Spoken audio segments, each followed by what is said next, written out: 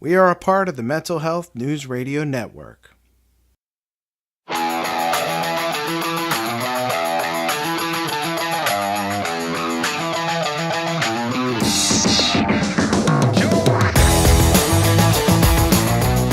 You've tuned in to Rescue the Rescuer, the show that focuses on helping first responders who may be experiencing challenges such as addiction, PTSD, relationship failure, and more.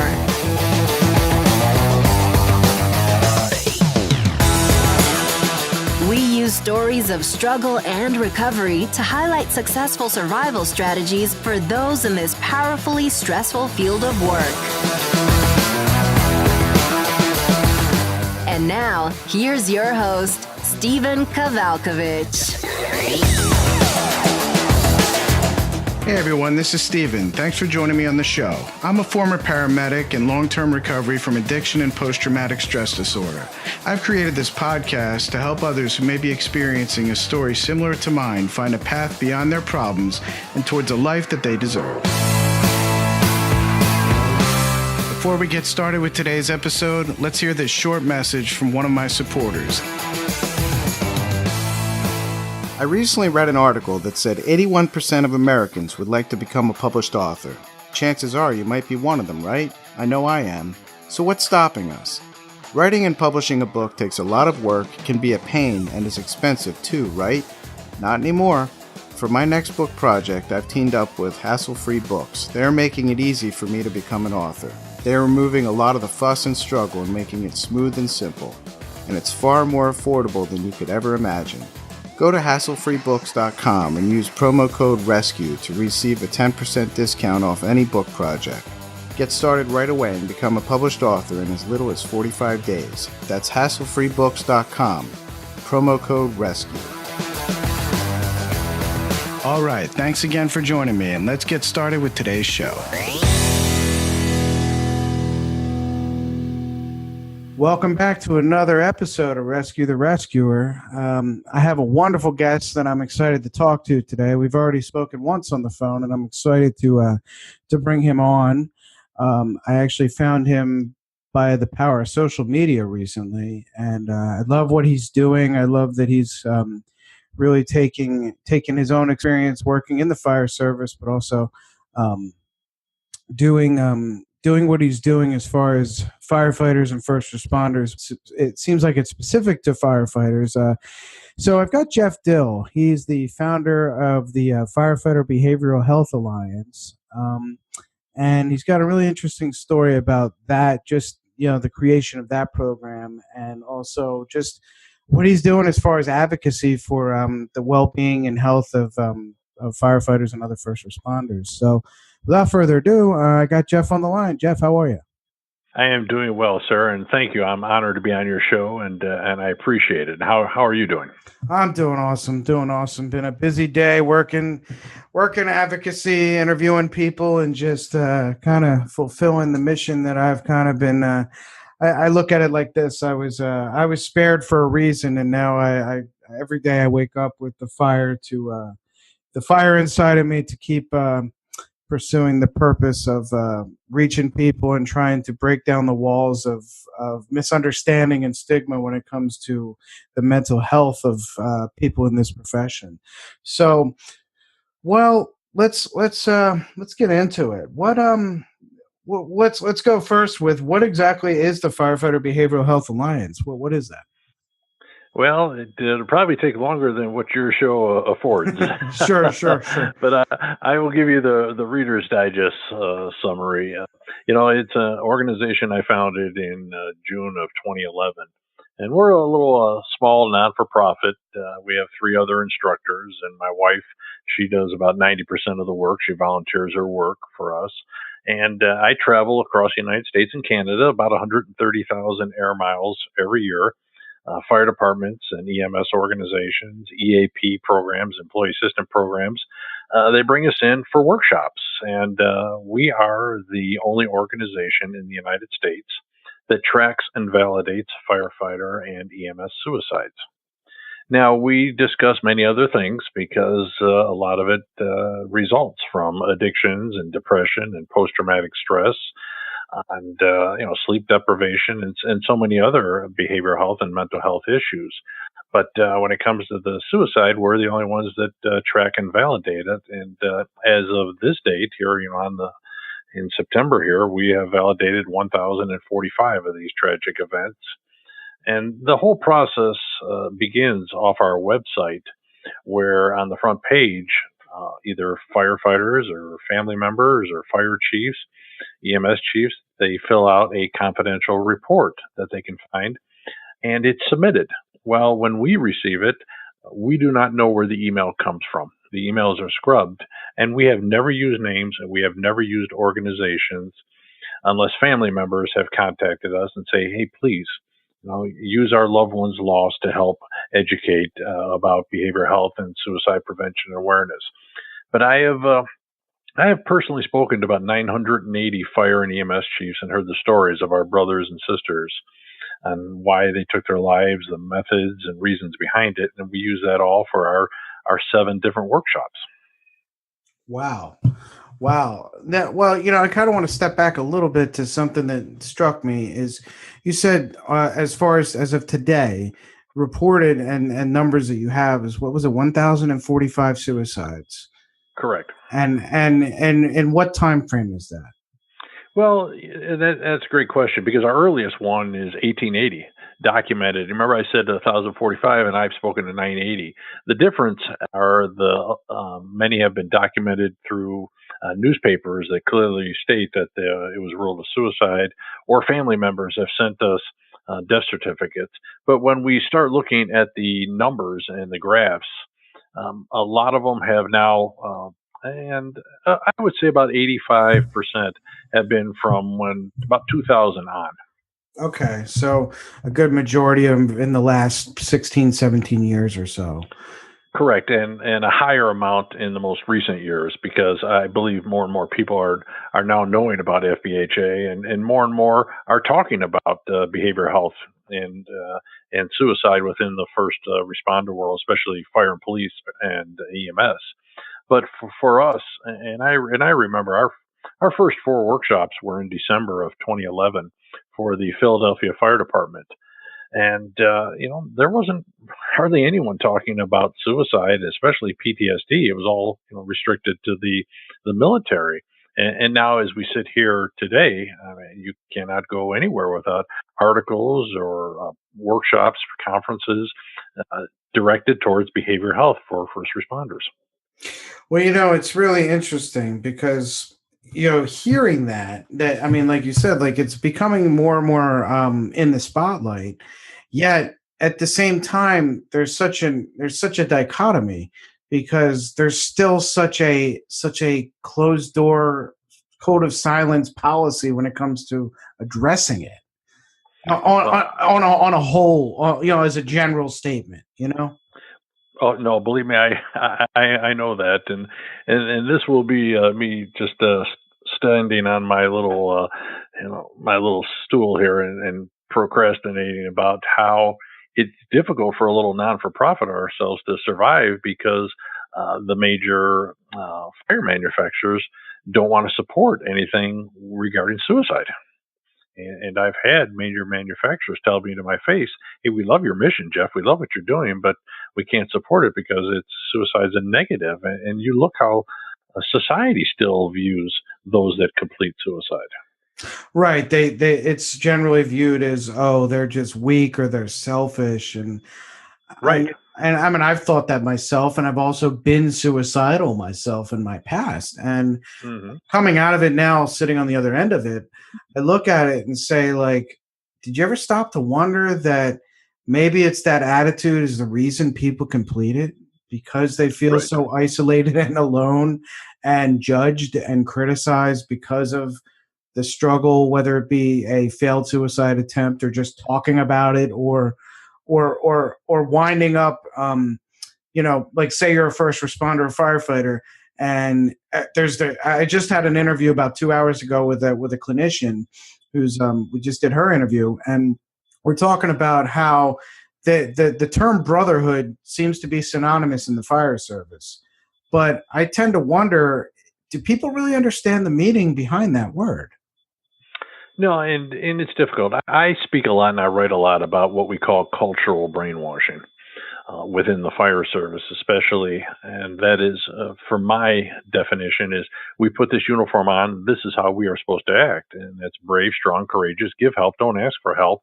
I don't want to be the weak link, and I can handle all issues on my own. Well, that becomes pretty difficult to do when you have personal issues going on in your life. Maybe a child is ill, or you lose a spouse, going through divorce, parents are ill, and yet you have to keep that culture of, hey, I have to be brave and strong, and I have to handle this. Well, that's tough to do when you don't ask for help, and many of us that struggle through the things that we see and do on the job, depression will kick in, and how we get over that. A lot of us turn to addictions to offset those highs and lows of depression. And it's just a vicious circle. And it doesn't make them weak. It's just that that's how we've always believed, because our brothers and sisters believe that in the fire service. And even history has dictated this is how we act. And I can tell you, out of the 980 stories that I've heard, one thing, we've learned many things, but one thing is that there's no way I could judge any one of my brothers or sisters, because I have never walked in their shoes. And a lot of times, I think many of us are looking down at those that are struggling because maybe they're deflecting, and then they don't want people to see that maybe they're hurting inside. And that's where we bring that awareness and what we term doing an internal size up. Meaning we have to look within ourselves and ask ourselves, maybe on a daily basis, why am I asking? Why am I acting this way? Why am I angry? Why am I turning to alcohol? Why am I isolating? And, what event has occurred in my life for me to turn to these things? And so that's what we're trying to do throughout our different workshops. And, Stephen, we started off with saving those who save others. And like I said, now we have 7 because we address families. I'm a licensed counselor as well. So we have a class that trains counselors and chaplains. And one of our biggest ones now is retirement.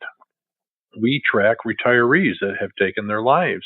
And, through several interviews, we found that 3 big issues they were dealing with was loss of identity, loss of belonging, and lack of purpose. And so all these things all come into play as being firefighters and EMS. This is our identity, and we cannot show any weakness, and that's tough to do. Well, it's interesting you say that, because I totally can relate to everything you said about those 3 things: loss of identity, loss of purpose, and that sense of belonging. And Mm-hmm. I almost, and I'm not a sports person, but I can draw the parallel with, say, someone who's, their whole life they grew up, they're groomed to play sports, and they Right. become a professional football player, and then sudden injury puts them out. Or a Right. firefighter falls through a floor and winds up where he can't do the job anymore. And Mm-hmm. that thing that they were identified as, that's who I am, there is gone. And I think it's so important to to help people to understand that what you do does not equate to who you are. Right, right. And that's why we created that workshop, saying goodbye. The emotional detachment was because of this. And, I'm in this business, and it was tough when I retired, to the point where, not that I lost my identity, but it was like, wow, it happened so quick. My career ended so quickly. And like you said, when you're in the fire service, you're just one slip off the ladder changing careers.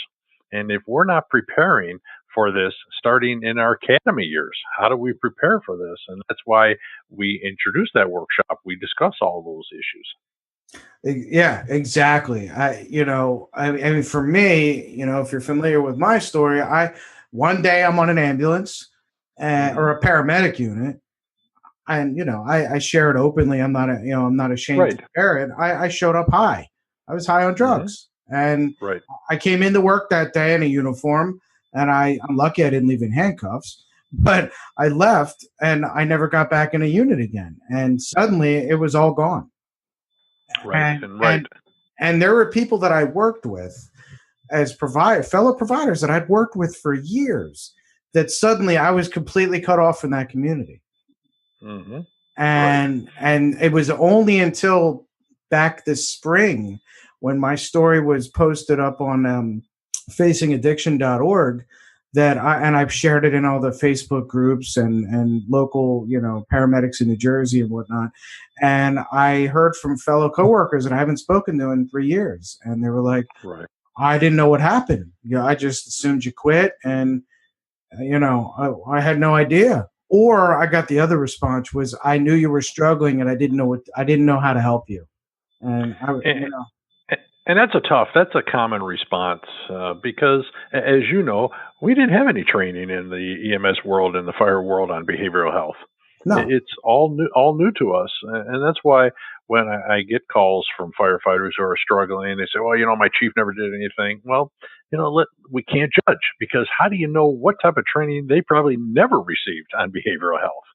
And so it's going to take time, and but we do see positive signs of change. It's just going to take us a long time. well, I did some poking around on your Facebook and on your site, and I think, if I'm not mistaken, you did a talk or a training or something at the fire department that I was a member of in Evesham, New Jersey. Oh, very yes. They were great people. Um, they brought us out, in fact, and they did a fundraiser for us for FBHA, which was absolutely deeply appreciated. It was the most funding that we have ever received at Wow. FBHA, and I'm not too ashamed of it. It was $9,000 they raised for us, and it was absolutely incredible. And that actually helped us sustain our third annual retreat for families of firefighters and EMS suicides. We do that once a year called Those Left Behind. So they were absolutely tremendous in supporting us, and we are deeply and will be deeply indebted to them forever. Well, and this is how I know there's no coincidences in the world. That I'm sitting in Evesham right now, and Are you? yeah, yeah, I'm sitting. I'm about maybe I don't know a mile from the firehouse, and Okay. That's where I got my start as a junior member. And it's funny because I don't want to say funny, but I mean, they're great. They're one of the most professional departments I've ever seen. And I think that was a huge testament to their chief who retired about a year ago. He was Hmm. there a very long time. And now they have a new chief who's also been there for a long time. But it's interesting because like hearing that, and I'm really happy to hear that they really got behind your mission. But Right. a few months ago, I reached out to the current chief, and I said I Hmm. would love to try to come in and talk. I mean, he knows me. He didn't necessarily know what everything went down in my years since I left there, but I kind of reached out and I got kind of like a general response from him, like I'm really congratulations on your recovery and it's great and it's awesome, and it was nice, it was nice, but I was like a little deflated because I was like, man, I think it would be really like I'm somebody who walked in your uniform and like I can Right. share, there's nothing, but of course, having people come in with a program and an actual training, it's an awesome thing, of course. But understand this, and it's the dynamics in the EMS and fire, and I don't know how it is in police because I don't live that culture. But how do we react when we see a retired firefighter come back into the firehouse? Yeah. And maybe you're right, and they come back maybe twice a month, and pretty soon you start hearing people say, "Oh, geez, why is this person back again? Don't they have anything better to do with their lives?" And you know what I'm talking about, Yeah, correct? yeah, no, I do. That's an interesting that's an interesting point, and I didn't even Mhm. think about it like that. But there is that kind of like, okay, like we move on, you know? Right. Absolutely, absolutely, and we wonder why people come back because we're all looking forward to retire, but then unfortunately, when we get to that retirement, we think, how did those 25 years go so fast? And we haven't prepared ourselves. So what do we as human beings we do? We go back to the connections that made us feel great, and that was being the firefighter or the medic. And so we visit, and others are they're still working are thinking, well, we can't wait to get done and retire. Why is this person coming back? So it's like I said, that's the dynamics are unbelievable. It really is, and it's I think ever since I mean this show we've been up on the air a little over a month, And I've really have been blessed with the opportunities to speak to a lot of people across the country and even internationally about, you know, and of course, definitely try to keep this as much not about me as possible, because it's not about me. This is about the overall mission of trying to break down walls that are. If you're familiar with Game of Thrones, they're like the size of the wall in Game of Thrones. Absolutely. Gigantic ice walls that need to be broken down bit by bit by bit. And it's fascinating now that the more I'm getting immersed in this mission, the more support I find that I get. But you said it earlier. I think you kind of said it, that you kind of alluded to it, about how in the existing culture, when you're trying to break a culture or trying to break tradition, so to speak, you're gonna get a lot of opposition too. Right. And I don't know if I shared this with you on the phone before we got on, like last week when we first talked, but I had a paramedic that I used to work with, and he was a pretty wild kind of cowboy kind of medic, like I was, and he reached out to me on social media about a month ago, 3 weeks ago, and he was like, "Your show is BS. It's not going to help anybody. Why don't you go back to the gutter and stick a needle in your arm?" And now, in the past, hearing a comment like that, that's probably exactly what I would have gone and done. Right. But now it made me recognize that the volume needs to get louder and louder with what you and what I'm doing and people like us are trying to do. Oh, and I agree 100% with that. And at times when I see those and hear those comments, maybe at our workshop, they'll say, and I read people. I'm very good at reading people, and I can tell the ones that are struggling. And I just always wonder what are they currently going through that's their reaction towards trying to help out our brothers and sisters. Right. Yeah, I mean, you can recognize that. I mean, like the old saying, and you being a counselor, this one: hurt people hurt people. And people that are, it's easy to deflect and throw an arrow at somebody instead of looking in the mirror, because that's harder. Right. Absolutely. And that's why I say by doing that in an internal size up, we always have to look within ourselves, because people see us better than we will ever see ourselves, and we have to learn how to listen to them. And that becomes difficult to do, because if someone says, "Hey, what's troubling you? Why are you acting this way?" Now we automatically think, "Oh, what's wrong with me?" And we don't want to act that way as firefighters. We don't want to think that there's anything that's wrong with us. So it's a vicious circle. Yeah, I mean, there's the fear of being vulnerable, and whether you're a firefighter, it doesn't matter. Humans just are being vulnerable is extremely uncomfortable. Right. But what I found, it's funny, it was stuff I was terrified of, and I ran from it, and I fueled my run with, drugs and everything else that could destroy me. But I found that once I became vulnerable and open, it's really not as scary as it seems. Right. It really isn't. Those things that we run from aren't that scary. No, and people who know me, because I talk about it in every workshop, about my PTS, which was, when my granddaughter at 22 months lost her right eye to cancer. And, to hear my daughter wail when they took her in for surgery, and my thought process was that, hey, I'm supposed to do something here. Not only am I her grandfather, I'm a firefighter, and I'm supposed to do something to save that eye, and I couldn't. And for reason why, I just connected as that, hey, I failed my granddaughter.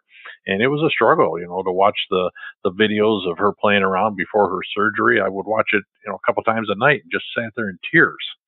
And now, it took me a while, because I reacted very poorly around my family. And, now I talk about it, and talking about things absolutely helps you. Yeah, well, I had a conversation today with somebody at a local high school, which I'm going to be going in to develop a program for the students. And Nice.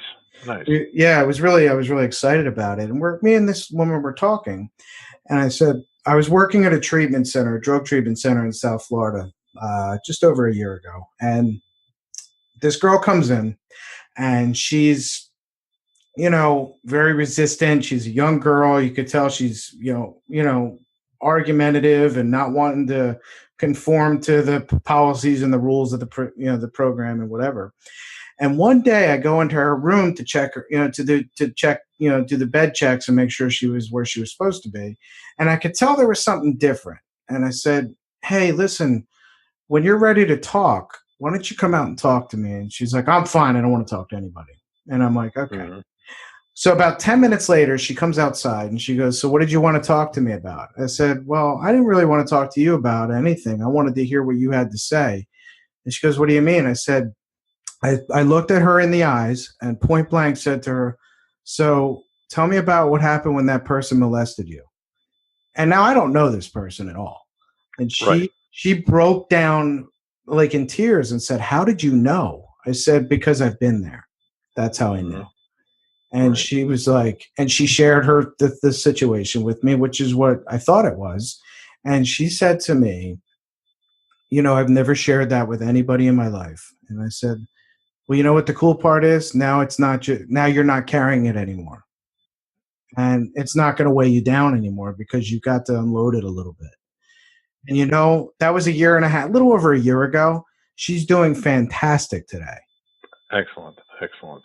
And I think that's where we have to go, especially in the fire service, to say, that even if you walked in and say, "Yeah, my shoulder's a little tight. I was doing this last night." We make it's so easy conversation, or especially if we're going on calls.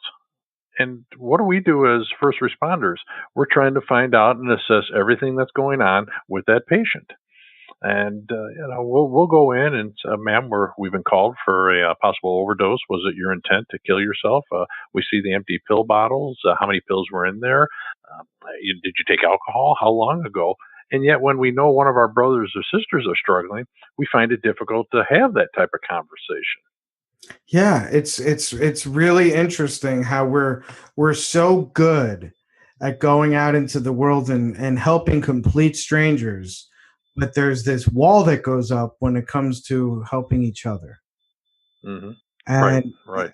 and it's clear that the old system, if you will, is broken. And it's not, if people like yourself and like your program and other programs similar and other people that are trying to blaze a trail, if we don't keep doing what we're doing and speaking louder and being more open about it, it's only going to get worse. Well, absolutely, and with our numbers that we have, and we only estimate, like I said, a 40% reporting. What will those numbers be if we don't? Each department, each organization, become involved in developing behavioral health programs, and that's one of our newest workshops as well, is how to create a behavioral health program, and it goes from everything from building relationships with counselors and chaplains to training in the fire academy to your officers to family members, to retirees, developing policies and procedures and guidelines. And that's and we consult with numerous departments on helping create that because they're knowing the issue now. They're aware of the behavioral health issues, but how do they turn and to or who do they turn to start developing those? Because it is, like I said, it's also new for us. Well, and there's something I kind of want to, bring up, kind of take it to a little bit is I think, I mean, I've been out of the off the street, so to speak, for a couple of years now. Hmm. But I think since I got involved in the fire and EMS world back in 1997, and I think that the world has become an uglier place, and there's a lot worse things going on. And I say that because I watched a documentary. There's a fire chief in Huntington, West Virginia, a female fire chief. There's a Netflix documentary featuring her that just dropped on Netflix yesterday, and I watched Hmm. it today, and it's addressing the opiate epidemic in that area. She said it used to be they would get like an overdose once a week, maybe twice a week. Now they're getting six a day. And she said the effect not only is it having on the local economy, the socioeconomic status, and all that stuff, but she's thinking about it too. And she brought it up in the documentary about how her service guys, her firefighters, her guys on the department are seeing way more death at a young age. Like these new guys, these new guys that are coming out of the academy, these new guys are coming into the job and seeing way more death than guys saw 20 years ago quicker. Well, and I agree with that because we talk about that in our workshops. Everyone always said, well, the chronic military was acute PTSD and it was chronic for fire and EMS. Well, that has totally changed ever since what I think Columbine. And because now we have all these school shootings and the bombings and people running over with the cars. And I mean, even today in Washington, another high school shooting happened in the state of Washington. And these are things that we never had to deal with back when we started. Right. And like you said, now, with the unbelievable opiate deaths that are occurring and that whole issue across the United States, these are acute traumas that if we don't have resources available for those people on those departments, shame on us. Shame on us in the fire service because we know it's happening. And we need to be prepared, creating peer support teams, strengthening your CISM teams, your chaplains.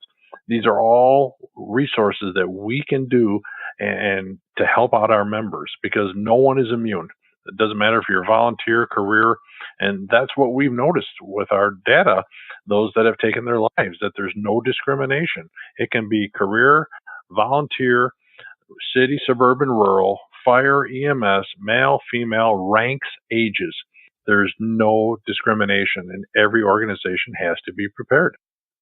That statement just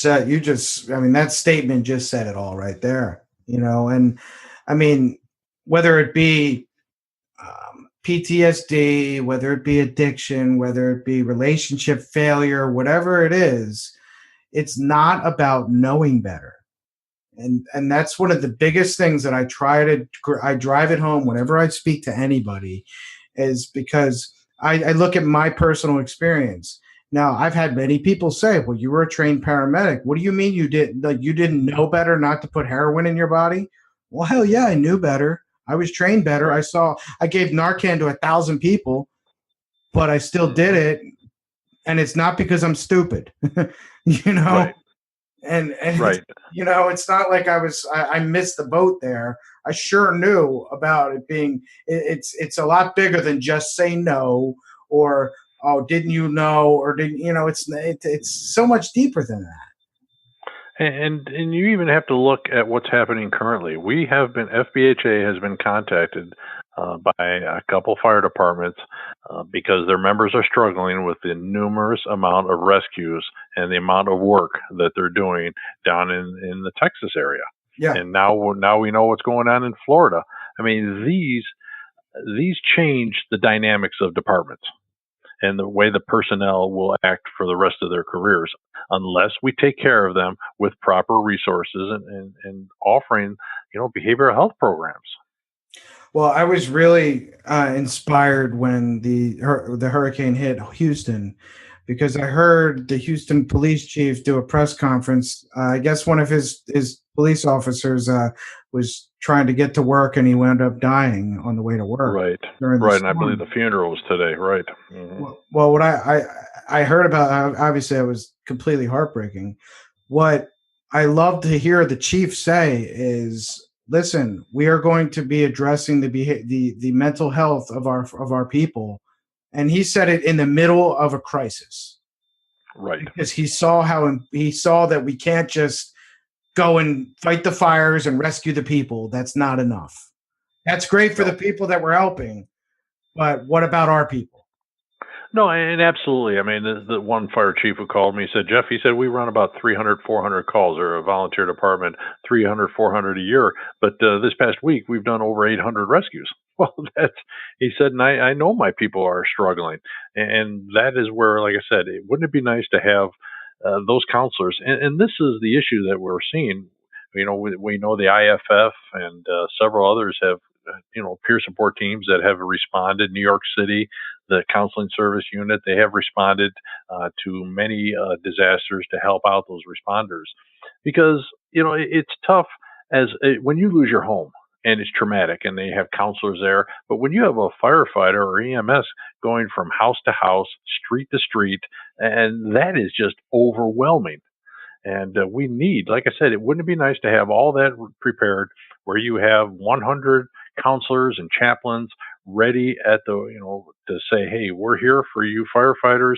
You're going to take mandated breaks just to check and see how you're doing mentally, and those type of things. And that's, like I said, that's where we need to go and have that all thought out, just like under a Mavis box alarm.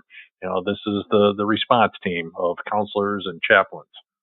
Well, I have a dream, I have a vision, and I'd be willing to bet you'd want to join me in on this one, is to be able to go to these firehouse conferences and EMS conferences, and one day if you go to a fire conference and the chief of FDNY is coming to speak, the room will be packed. But if Right. there's going to be a lecture about mental health, you could probably shoot a shotgun through the room and not hit anybody. Well, that's how ironic how you say that, because I was teaching at one of the state conferences this past year. It was a 3-day, and firefighters from the state all signed up to take. It was a winter training, and they came from across the state for this 3 days of training. And they had some great instructors there, Brunacini and Dr. Rich Gassaway, and my good friend Dave Dotson, and who teaches the art of reading smoke. And in his class, he had over, I think, 300 or 400 or so. And I said, well, Dave, I got to go to my class and teach about, behavioral health and suicide prevention awareness. And I had 7 people in mine. There you go. And yet I know that both in 2015 and 2016, we have documented more firefighter suicides than line of duty deaths at just 40%. Right. So once again, it's not a sexy subject, and that is where we have difficulty within, us in the funding aspect of FBHA. And that's where my vision, and I believe yours will be, is to, for one day, with with what we're doing by chipping away at this wall little by little, I think we're going to see that vision one day, where the room is filled with people who are wanting to hear more and wanted to. Well, and my vision is that every department has fire academy training about behavioral health and policies and SOGs, and that we're all there saying, hey, if you struggle, if that call bothered you, stand up, get some help. We're here for you. And every officer is trained, every state certification, there's behavioral health, and we're going to start seeing some changes. The NFPA is going to start addressing behavioral health and suicide awareness. I know that because I'm on one of the committees that prompted and sent in for some changes on this, and I think we'll see some changes, small changes, but even small changes are humongous. Yeah, I mean, a little bit's better than nothing, that's for sure. Absolutely, and it'll take time. We just, like I said, it's only been 5.5 years that we started talking about behavioral health in the fire service. Well, I guess, and I guess I have to say, and I guess I feel very humbled and excited at the fact that, I started this mission with the show here recently, and right. I got invited to, I asked for a phone call with, there's the Northeast region of Pennsylvania, the Code EMS conference is in October. And I got on the phone with them, with the CEO of the network that the show is hosted on. And we told them what we wanted to do. We wanted to bring my show to the conference, interview keynote speakers, talk about bringing mental health awareness. They were all about it, and they invited me to come out. I was so excited. And here's an interesting caveat to that story: is that is the same region that took my paramedic certification for being high at work. So look at how things go. Like, absolutely, because you never know what path you've been put on and the reasons why. And for me, like I said, I don't know why the good Lord put me on this path. I just accept it and do the best that I can. And we'll be speaking in Nashville in October at the Firehouse Expo, FDIC once again in Indianapolis in April. So we get around to the major conferences as well. This is amazing what we're doing. I love being, I tell people, listen, I was spared for a reason, and it was to bring my truth and my vulnerability and my raw honesty, because that's the way it is. And if I can help out one person, then I've done my job. Well, and these are good men and women in the EMS and fire world. They just, it was always a struggle to try to always believe that you can handle everything on your own. And once we start talking about, hey, it's okay to talk about it, and you have support from people like yourself, and it makes it a little bit more easier for them to talk about their own issues. Yeah, yeah, and it just takes one, and Right. I'm, just like you, we don't know why it necessarily was us, but for some reason we were given this cross to bear, if you will, and that's okay, but Right. Absolutely, it is. but nobody ever said the cross wouldn't get heavy at times, because that's for sure, No, and absolutely. I mean, we, like I said, we travel a lot, over about 130,000 air miles a year, and seeing thousands and thousands of firefighters, and you hear a lot of stories. And like I said, these are good men and women. And anytime anyone ever calls me, my first couple words is, "Hey, you know what? I commend you that you called. I commend you that you reached out." Yeah, because that takes a lot of courage. It Absolutely does. takes courage to go in a burning building, but sometimes it takes more courage to admit that you need help. Hmm. Right. So with that being said, we're coming to the close here, and you have an event coming up that I wish I could attend, because I love the guy that you got performing at it. And but I want you to talk about it. I want you to let everybody know what's going on. Well, I appreciate that. Yes, down in Nashville during Firehouse Expo Week on October 18th, FBHA is having their first charity event that we've ever had in 6 years, and it is called Breaking the Silence, and it is a country music charity night. And we have Paul Cummings as our one of our opening acts. He is a firefighter out of New York. He's written a few firefighter songs called "We Remember" and Firefighter, and then followed by the Kate Hastings Band. It's a Nashville country music group that was the CMA Emerging Artist for 2015 and 2016. And then our headliner is, of course, Colin Ray. And we are just absolutely ecstatic that we got him to come out and sing. And so if anyone's going, if you're in Nashville, or if you are going to Firehouse Expo, please join us for that night. All funds will be going to help our family, those left behind weekend for next year. And if anyone's interested in tickets or anything, they can go to our website at www.ffbha.org, and right underneath Ways to Help, there's Breaking the Silence Charity Night, and you can click on that and purchase tickets. And so, like I said, we're a non-for-profit, and we're looking forward to it. My wife actually met Colin Ray a few years ago in Branson, Missouri, and he had such a great tender relationship with my little granddaughter at that time. And my wife said, "Hey, if we ever do anything, I want Colin Ray to be our singer at our concert." And sure enough, it worked out this way. Wow, another one of those no coincidences, and Absolutely. That's so great. If I could be there, I would be there, but I'll be at this expo up in Pennsylvania doing this, but I'll be there in spirit, because, man, I love what you're doing, and I love Colin Ray too. Well, I appreciate your support. This means a lot to us to get the word out about FBHA, and for firefighters and EMS to say, hey, it's okay to stand up and say, I need some help. There's nothing wrong with it at all. And of course, anyone who wants to purchase tickets, they can call me or email us, or just Google Firefighter Behavior Health Alliance, and they can find ways to purchase tickets. And we have a silent auction going on as well during that night. So if anyone wants to donate anything for silent auction, they can contact me as well. Awesome. Well, you got me behind you, and I'm going to do everything I can to get this episode up in the next few weeks, and get it out loud, and to as many people that I can get it in front of, for sure, because this is what we do. This is what we do. Absolutely, and I appreciate your support, sir. You got it. Well, Jeff, it's been a pleasure having you on the show. We really appreciate it. Everybody, reach out to Jeff. Check out the organization. What's the website again? It's a www.ffb as in Bravo ha.org. And can I just make one last comment here? And Please. That is, when you hear me talk about the numbers, or maybe you see it in articles because we get a lot of requests for our data, I want everyone to always remember that those are not numbers. Those are the faces and the names of our brothers and sisters and the families they left behind. And if we could always remember that, that would mean a lot to me. Absolutely, absolutely. They are not statistics and numbers. No, they're people with families and souls. That is for sure. Absolutely, sir. So thank you once again.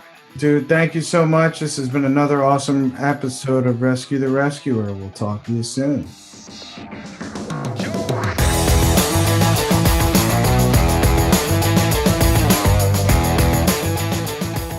Hey everyone, thanks again for listening. I really hope it'll help you or your loved one.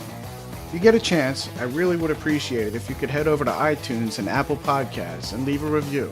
It will really help me out in many ways. Take care everyone, and remember, you are not alone in your struggle.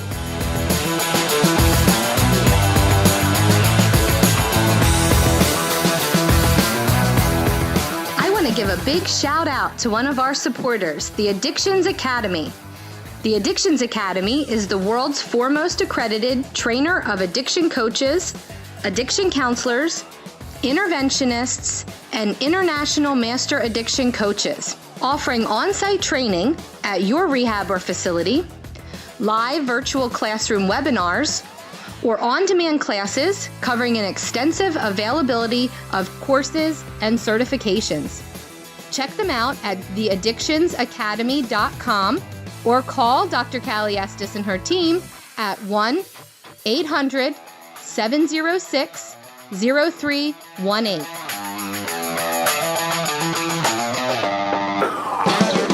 Thanks for listening to Rescue the Rescuer. For show notes and more, head on over to rescuetherescuer.com.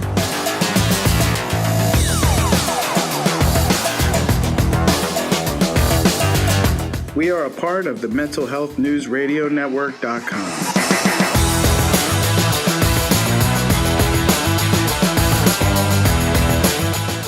This show is produced by James Healy of RecoveryInnovators.com. If you have a message and want to start a show of your own, contact him and let him know that we sent you.